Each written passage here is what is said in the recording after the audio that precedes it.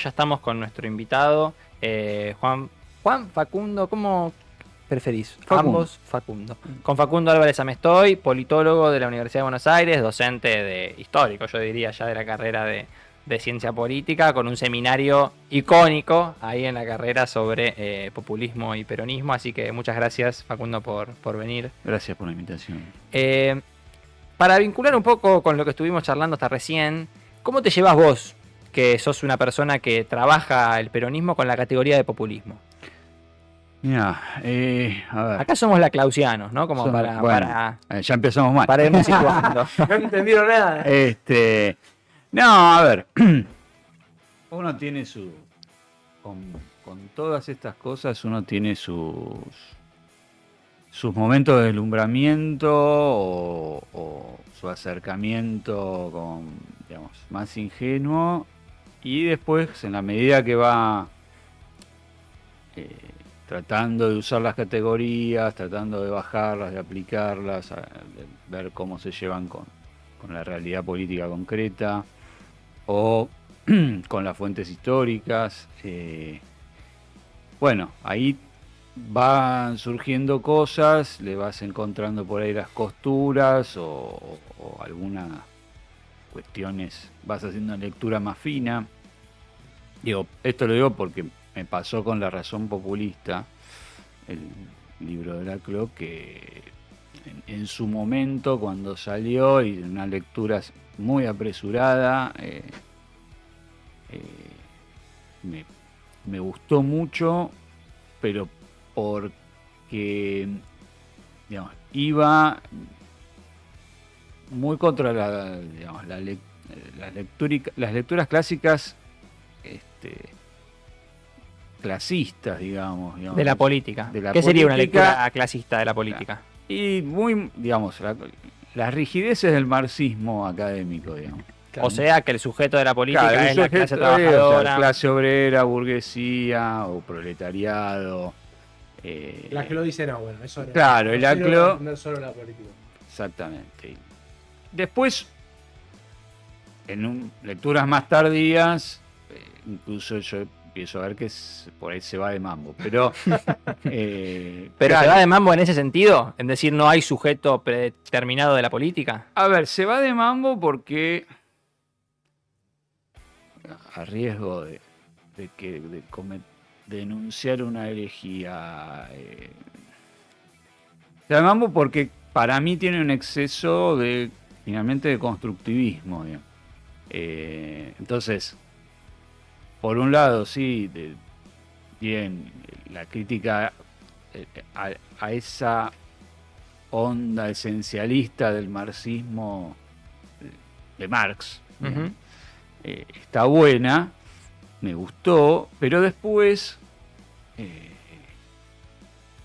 digamos, se va de mambo porque igual el sujeto existe y tiene una existencia, el sujeto colectivo, o existía, después habría que hacer, ¿no?, una historización de eso, ¿no? Pero bueno, entonces hay un mundo de la vida de la clase obrera del siglo XX, por ejemplo, que, bueno, que tiene continuidades por lo menos hasta la década del 70, pongámosle, que está ligado a un montón de otras cuestiones. Y entonces, ahí uno siente, cuando empezás a abordar desde ese lado, bueno, que esas cuestiones concretas, duras, materialistas, bueno, digamos, también tienen su lugar en el análisis. ¿Sí? Es decir, los tipos vivían en un barrio, la fábrica estaba cerca o lejos del barrio, y eso genera digamos, parte de una construcción de una identidad, lo que pasaba dentro de la fábrica, cómo pasaba, cómo eran las disputas de poder que se daban, digamos así, geolocalizadamente. Entonces, qué sé yo, no sé, mi abuela era obrera de la fábrica de alpargatas, se agachaba, ahora por ahí digo exagerado el número de veces, pero sé, fácil 200 veces por día para cambiar un tubo de hilo.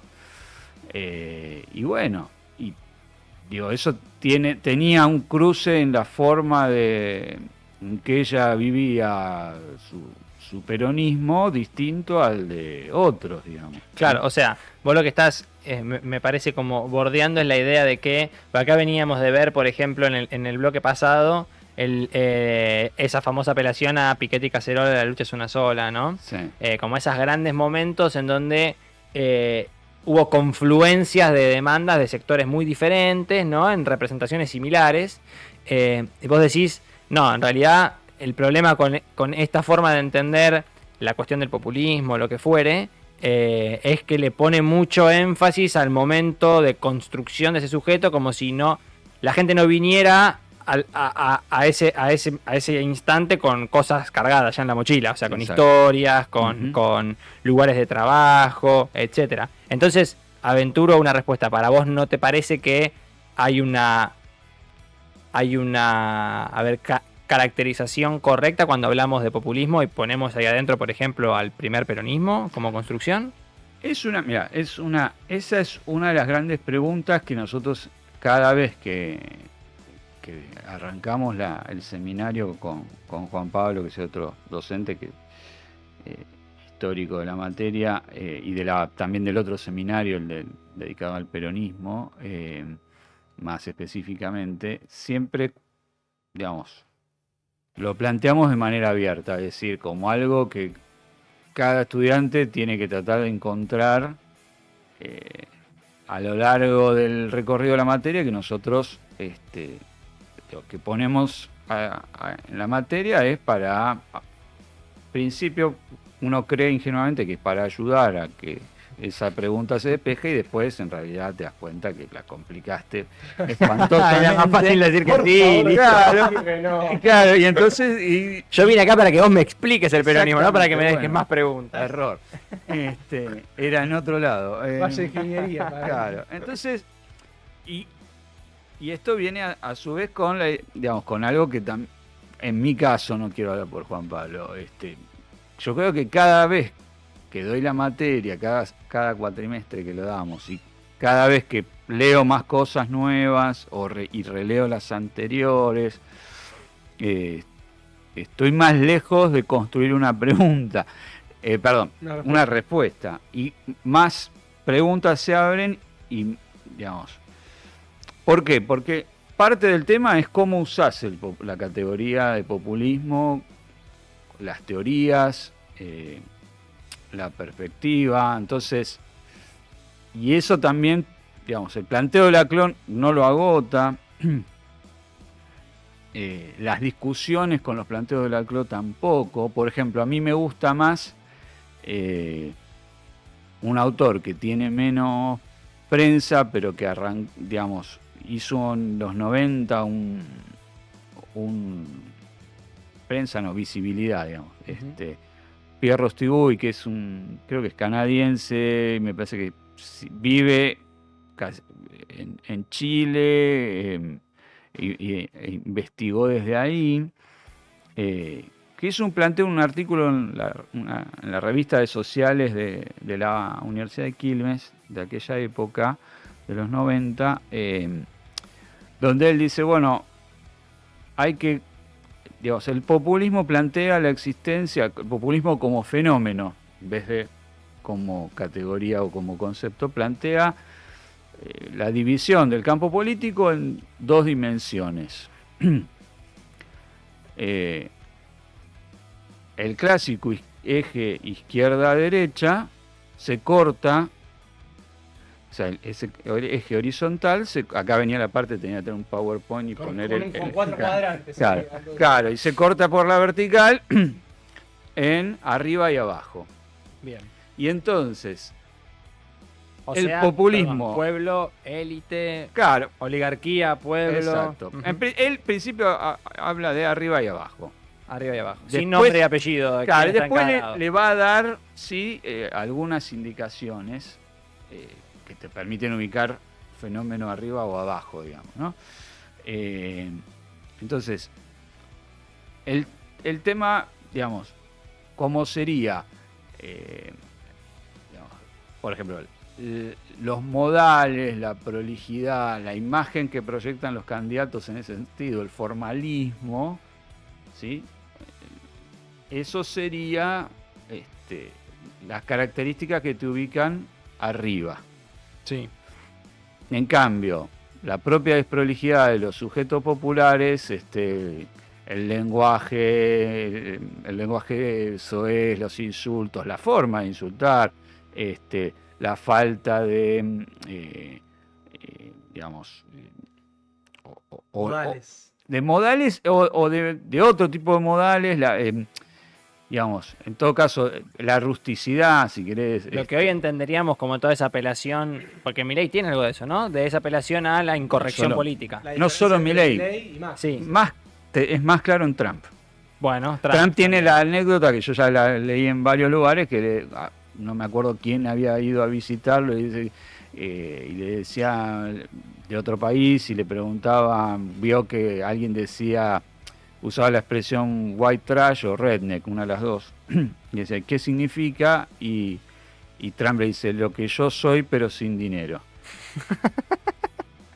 Exactamente eso. Ujú. ¿Mm? Entonces, Entonces, tener identificación ahí. para también, poner una ¿no? figura histórica rápida argentina que por ahí funciona para mí,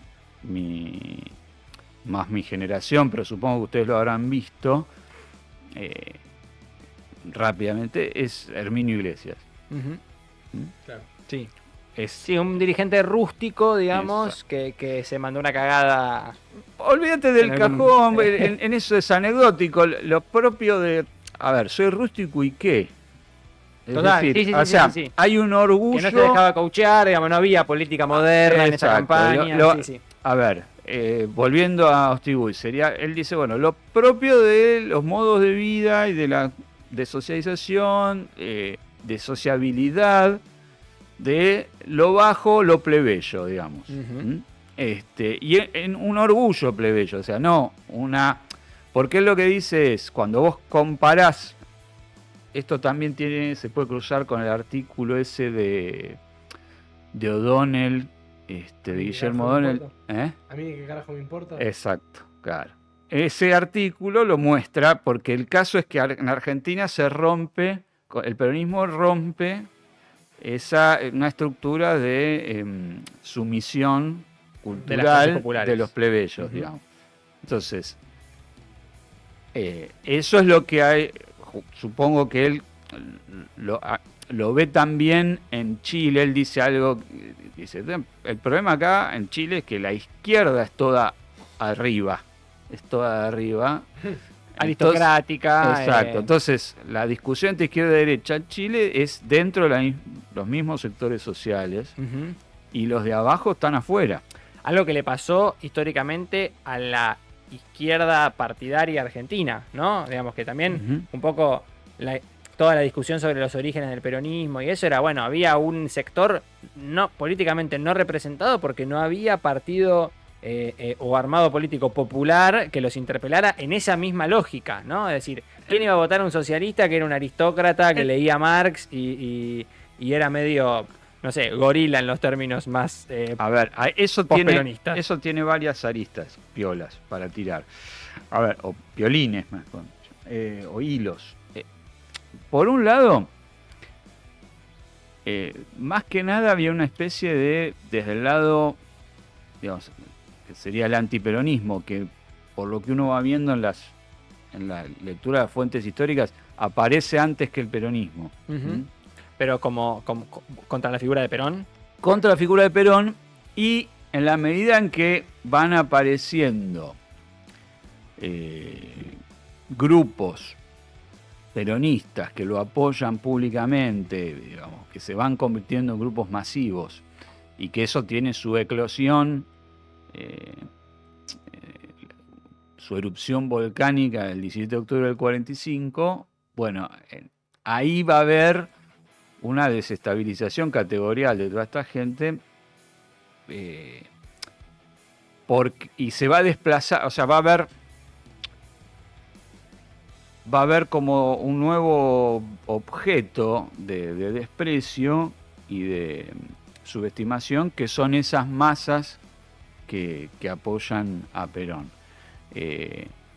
Pero primero hay un desconocimiento. Esto es una de las mejores cosas que tiene el libro El 45 de Félix Luna, que recomiendo leerlo, por más que en algunas otras va quedando viejito, pero envejece bien.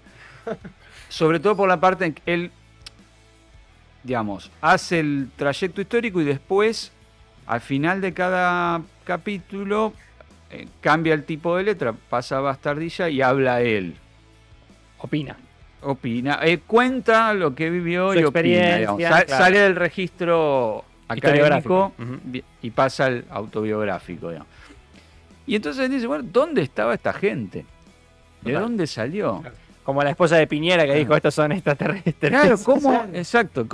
¿Dónde estaban? ¿Cómo puede ser? No sabíamos que existían. O sea, descubrieron y van descubriendo no solo una geografía social, sino una geografía territorial, digamos, ¿no? Suburbana también. Total. Y eso lleva enseguida a un trabajo de descalificación, de patologización de las masas peronistas brutal. Facundo, Sí. te corto, pero para hacerte una pregunta, para hacer un doble clic sobre este tema, porque hablamos de la figura de pueblo, ¿no? En el bloque pasado, Ujú. como un elemento central de la categoría de populismo, de la cual hasta que llegaste vos estábamos de acuerdo que estaba buena, pero bueno, ya, viste, No. entramos en debate, viste cómo es el tema. Pero está buenísimo, me parece que está bueno.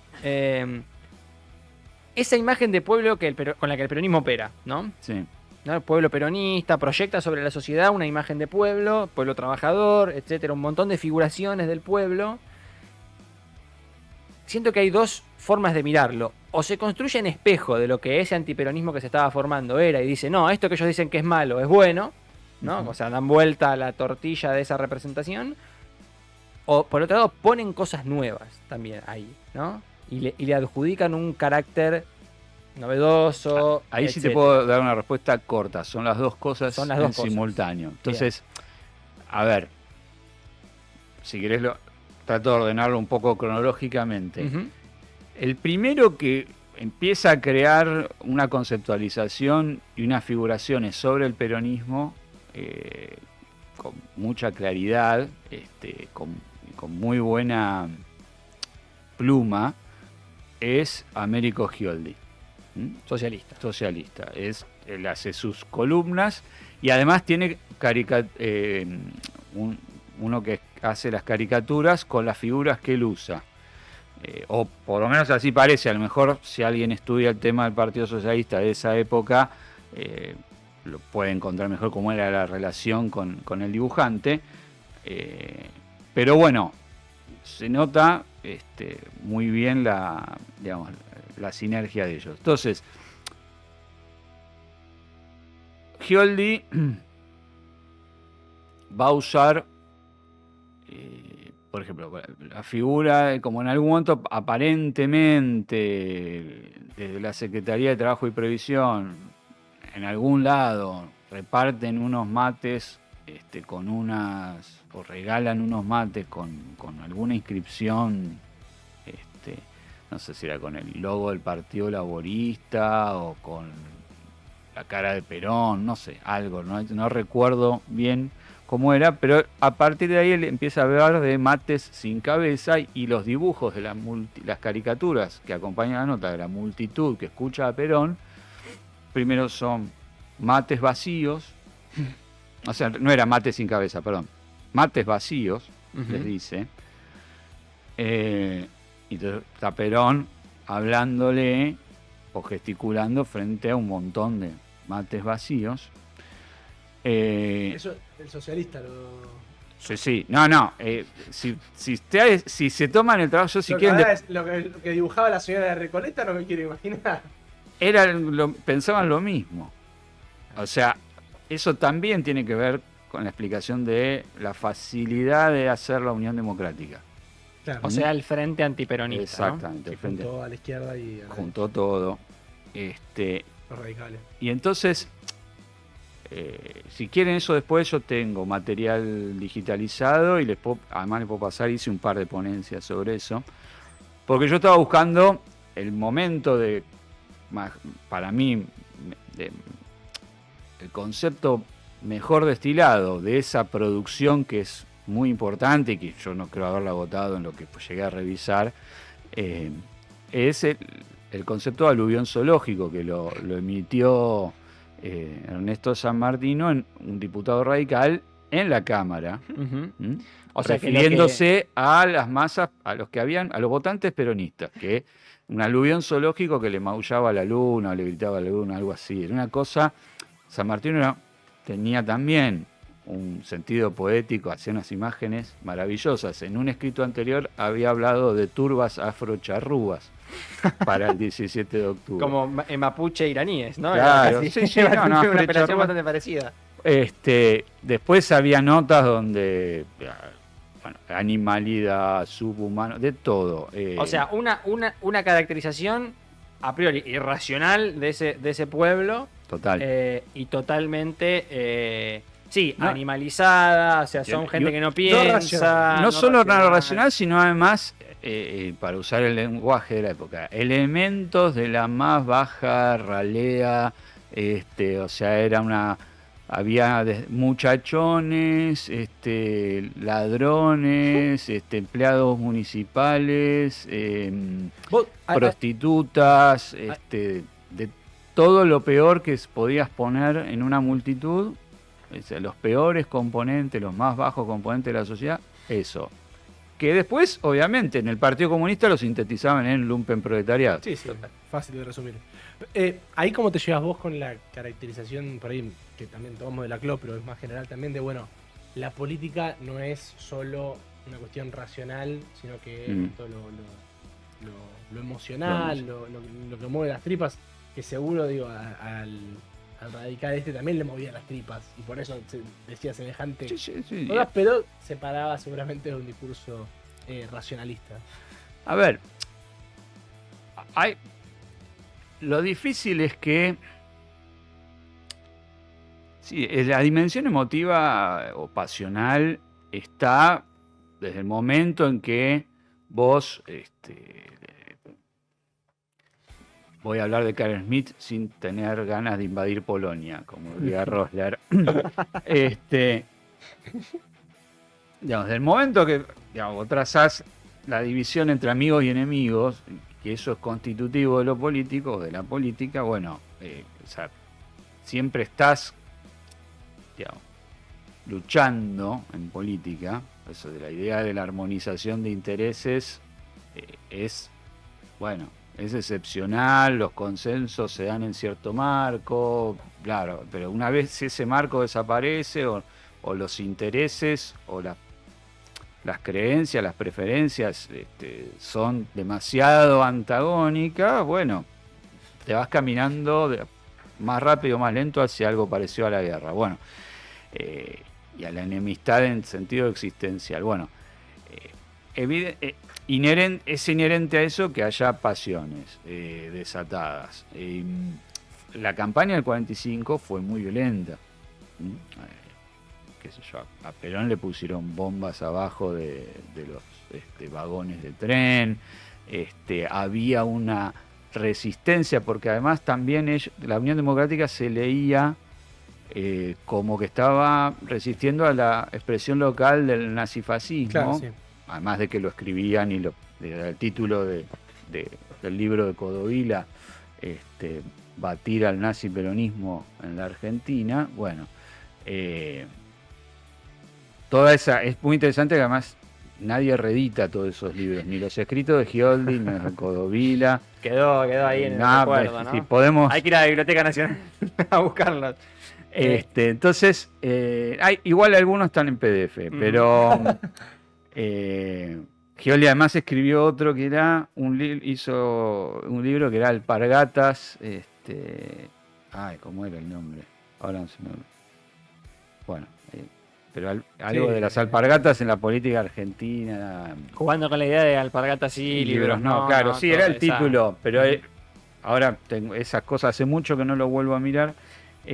Y también la cuestión del descamisado, digamos, que es, por ejemplo, es una palabra que pone en circulación es el antiperonismo. En las notas que aparecen sobre la gente que fue el 17 de octubre, le lanzan el epíteto de descamisado. Lo de las alpargatas era algo que ya se había dicho sobre algunos radicalismos provinciales muchos años antes. La figura del descamisado, además, yo la rastreé por lo menos hasta el siglo XIX y aparece en España en algún momento y llega acá aparentemente, digamos, mediados del siglo XIX.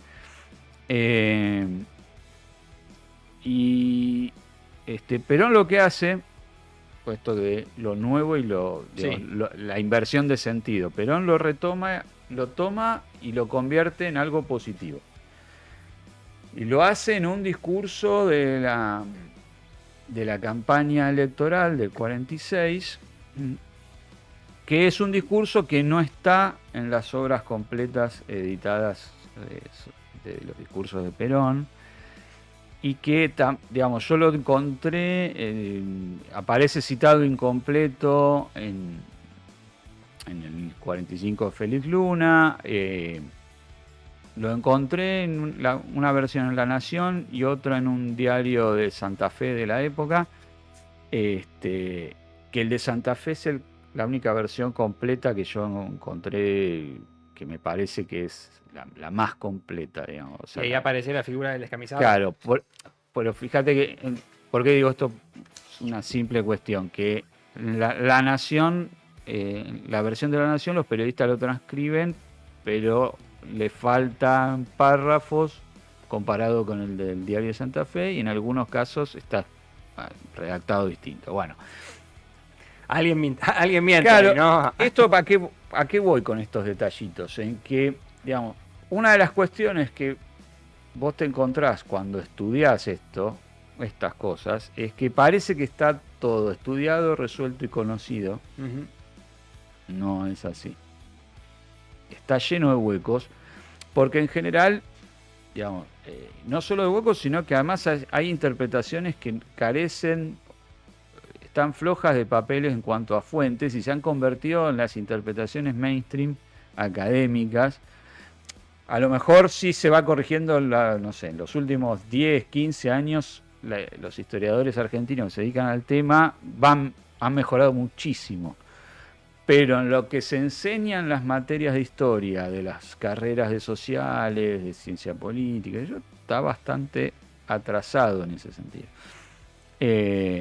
Y esto hace que, por ejemplo, Laclau, cuando habla del descamisado y de la construcción del peronismo,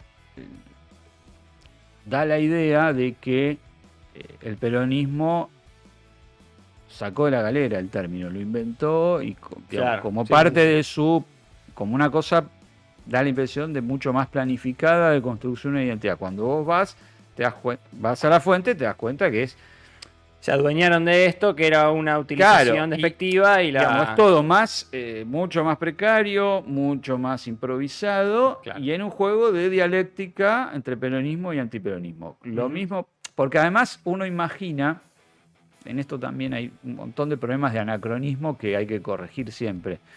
Entonces vos ves, lees todo lo de aquella época con los ojos, inevitablemente, desde acá, desde tu época. Sí, con el proceso ya caminado, ¿no? Ay, Entonces vos que decís, sabés cómo salió, que fue exitoso, entonces vas atrás a buscar No la solo fuente del eso. éxito.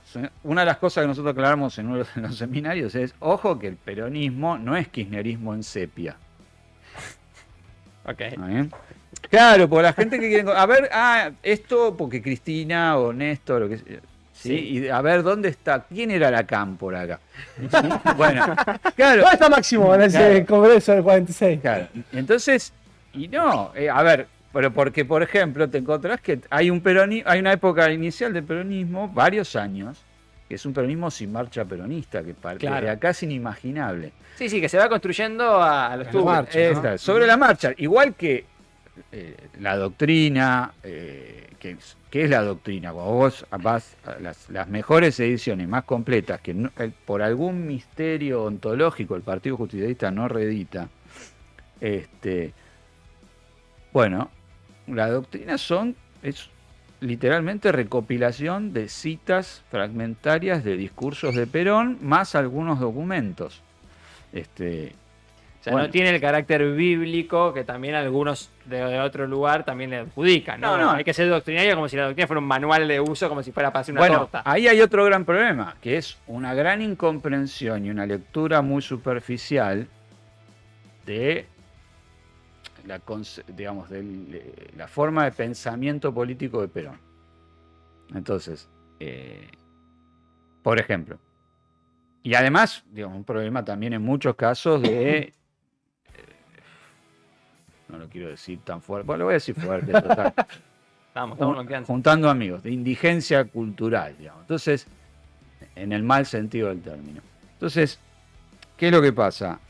Se asocia desde 1983 por cuestiones de debate, de pelea política, para acá, se asocia doctrina con dogma. Ujú. Bueno, si vos lees a Perón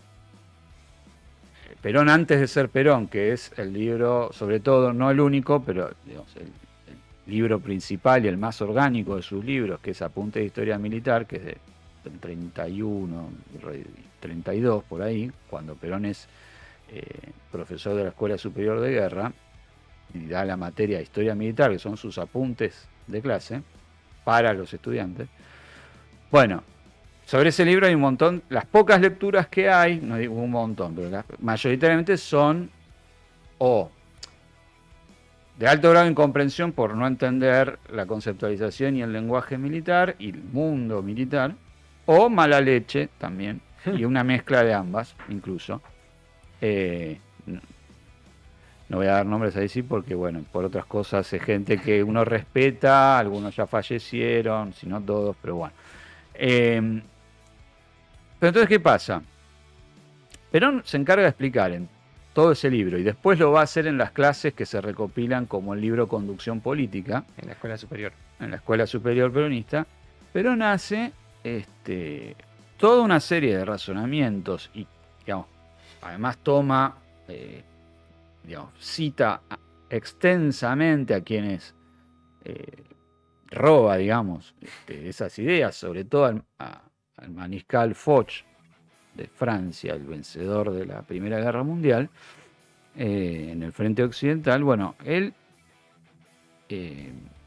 toma la idea justamente de que porque Foch había escrito un libro antes, que también había sido profesor de la escuela equivalente del ejército francés, la idea de que en el mundo del pensamiento militar, en la estrategia, en la táctica, que son cosas distintas además. Primera cosa que vos te das cuenta cuando alguien no entiende de estos temas es que confunde estrategia y táctica. Bueno, pero más allá de eso, justamente el pensamiento militar exitoso no puede funcionar con dogmas, con fórmulas fijas. Perón creyó haber dejado eso en claro cuando repitió hasta la saciedad que la doctrina había que actualizarla. Uh-huh. Lo que pasa es que ahí vienen discusiones, bueno, ¿cómo se actualiza? Sí. Ahí sí yo le veo a los que terminan haciendo el uso dogmático del concepto de la doctrina, ahí les veo un punto, porque por otro lado, digamos, ¿quién la actualiza?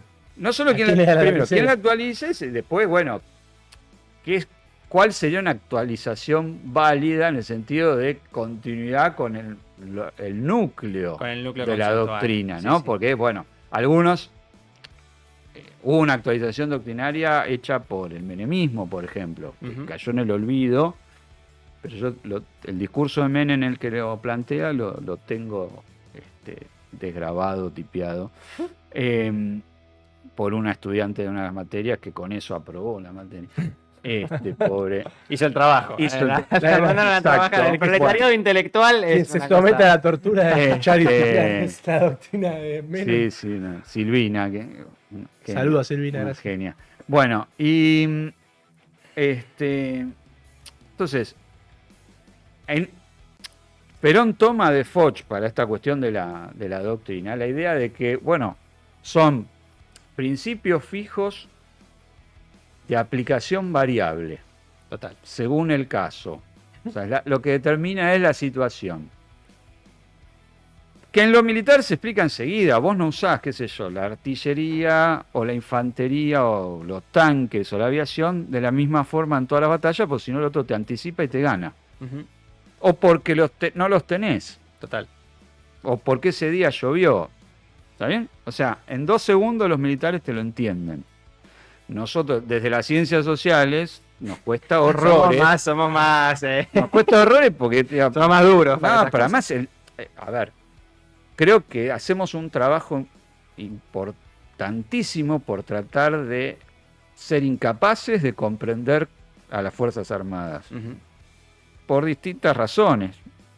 Históricas, de sesgos ideológicos, de prejuicios, de lo que sea, pero bueno, cuesta romper, hay una barrera cultural, antropológica ahí, jodidísima.